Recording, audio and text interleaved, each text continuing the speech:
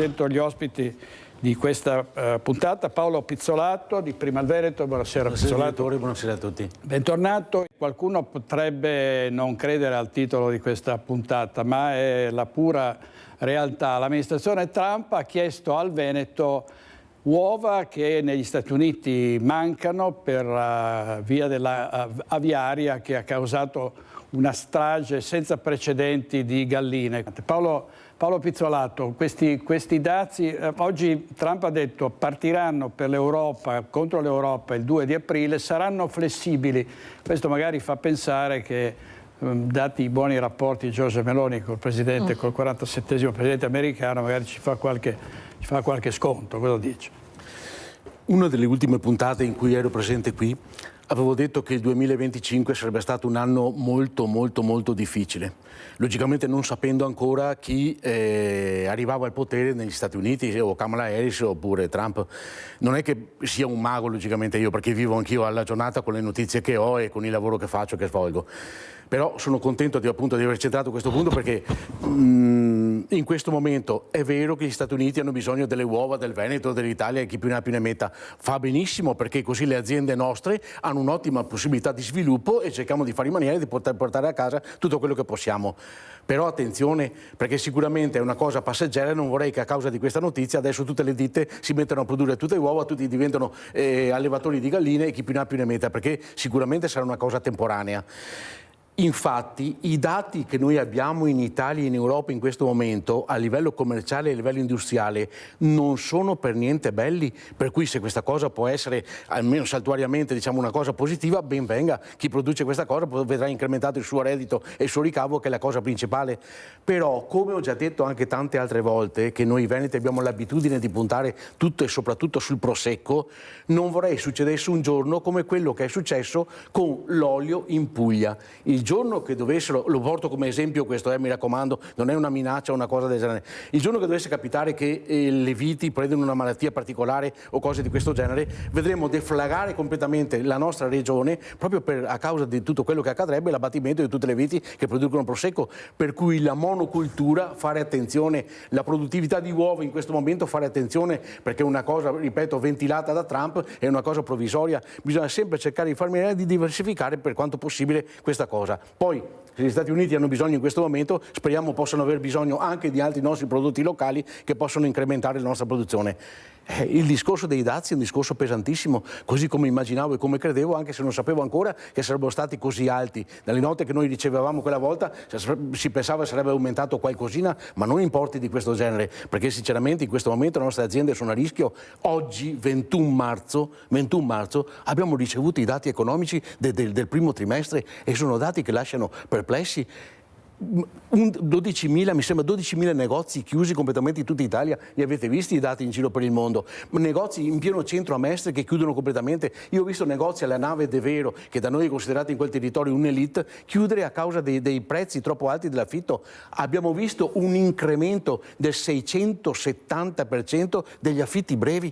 Degli affitti brevi, che logicamente sono quelli dove la gente adesso cerca di pompare, con una diminuzione del 9,5% invece delle strutture alberghiere. Ecco, ultima nota, poi anch'io cerco di cessare l'intervento. Mi raccomando, con la storia del Veneto e del turismo, ma anche l'anno scorso abbiamo avuto un +3, un +4, eccetera, eccetera. Intanto l'anno scorso la stagione balneare non è andata come tutti dicono, non è vero nulla. Dalla Puglia sono scappati tantissima gente a causa dei prezzi, nella zona del Riminese la gente è scappata invece a causa delle alghe, del flagello delle alghe che c'è stato. In Regione Veneto abbiamo avuto un momento un po' così. L'inizio della stagione nevosa praticamente ha portato un -3%. Attenzione a una cosa però, che tutti non dicono mai in televisione, nessuno dice mai questa cosa.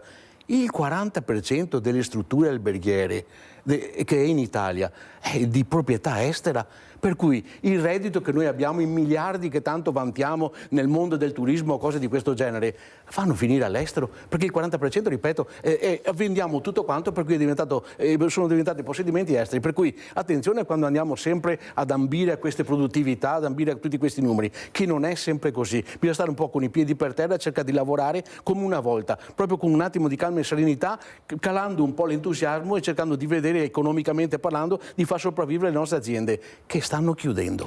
In effetti Pizzolato lo conferma un servizio che abbiamo realizzato nel centro storico di Vicenza, davvero chiusura di negozi a raffica, grande preoccupazione dei commercianti. Allora Pizzolato, fa presa sull'elettorato diciamo, l'ostilità al riarmo, alla guerra, no? Perché se giri per le città e chiedi, noi facciamo sempre la Vox Populi e non c'è nessuno che dica siamo d'accordo sul riarmo europeo, no, dice no, le armi è meglio tenerle, difendiamoci, creiamo un sistema difensivo ma senza investire in armi ancora l'Ucraina, eccetera.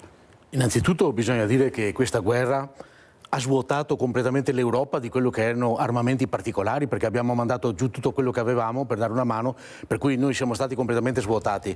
Però ci sono delle cose che sono diventate antipatiche in una maniera enorme che questa sera mi permetto di dire. Innanzitutto ci troviamo davanti a un'Europa completamente in confusione che vuole assolutamente la guerra, mentre la persona appena eletta in America almeno è l'unico che in questo momento sta parlando di pace, per carità, e il Papa logicamente. È una cosa allucinante che la von der Leyen, che secondo me ha ramificazioni naziste, scusatemi, perché una persona che decide di mettere sotto ferro e fuoco praticamente tutti gli stati per decidere di riarmarci senza che anche gli italiani in Italia abbiano dato il loro nulla osta oppure il loro favore al nostro governo per mandare armi, per cercare di fare in maniera di aiutare, è una cosa assolutamente impensabile.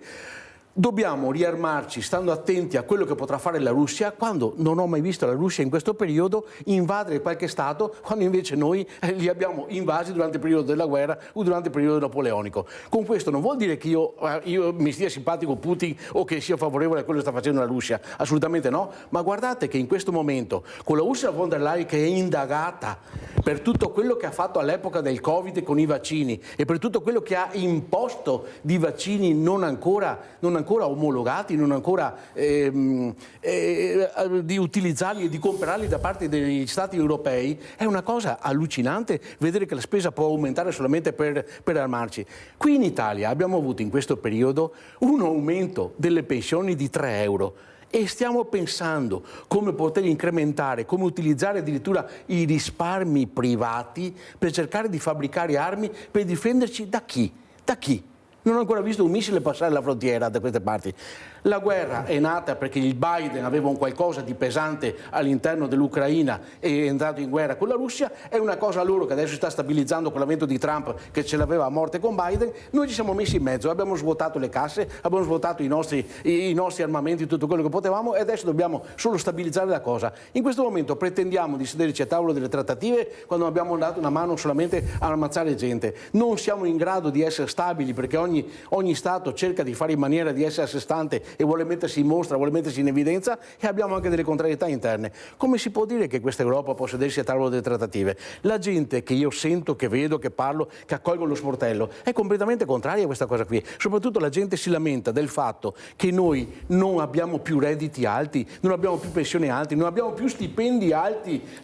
L'unico paese dove calano gli stipendi e le pensioni e ci stiamo preoccupando di riarmare il nostro esercito. Ma per andare a fare cosa? Per cercare di contrastare una Russia che potrebbe fare di noi quello che vuole domani mattina con gli armamenti che ha? Ha 6.000 testate nucleari la Russia, è il paese più potente del mondo, anche dell'America a livello di testate nucleari. Stiamo parlando di guerre nucleari. Questa gente o dopo il Covid ha preso qualcosa di forte oppure sta succedendo veramente qualcosa che non è impensabile secondo me, perché non sono più normali questi qui. Ci stanno portando verso una deflagrazione europea che è veramente una cosa allucinante. Io sono completamente contrario a questo. Mi permetto di fare un passaggio personale, titolo personaggi. Quando è andato sul governo di centrodestra mi aspettavo sinceramente che ci fosse qualche manovra buona, qualcosa di incremento, qualcosa di decente, diciamo, nei confronti degli italiani. Abbiamo avuto un più 134% di immigrazioni e non abbiamo mai più curato questa cosa qui. Abbiamo avuto un calo degli stipendi, un aumento dell'inflazione.